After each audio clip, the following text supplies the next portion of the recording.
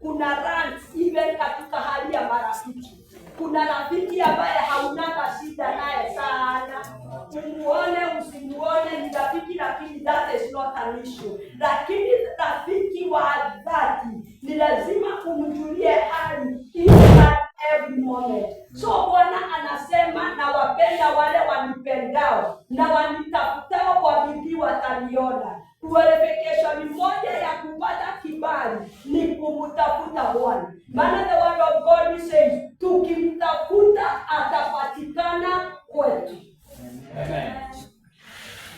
Tusome, endelea usome 8:32. Basi wanangu, nisikilizeni sasa, maana heri hao wazishikao amri zangu. Endelea. Sikieni mafundisho mpate hekima, wala msikatae. Anaheri mtu yule anisikilizaye, akisubiri siku zote malangoni pangu, akingoja penye vizingiti vya milango yangu. Maana yeye anionaye mimi haona uzima, naye atapata kibali kwa Bwana. Bali anikosaye ujidhuru nafsi yake mwenyewe, na wao wanichukiao upenda mauti. Bwana Yesu asifiwe sana.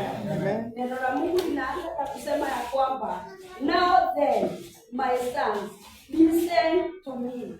Blessed are those who keep my ways. Listen to my instructions and be wise. Do not ignore it. Bwana Yesu asifiwe sana.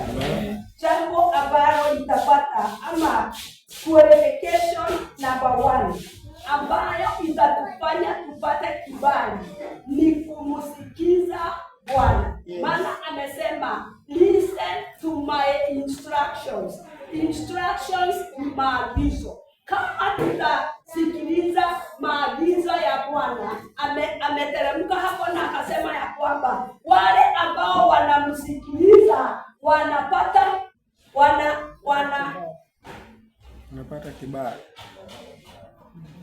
Imesema hapo 35.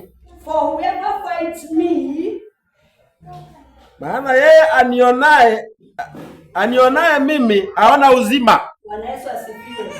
Tutakaposikiliza maagizo ya Bwana, wale ambao wana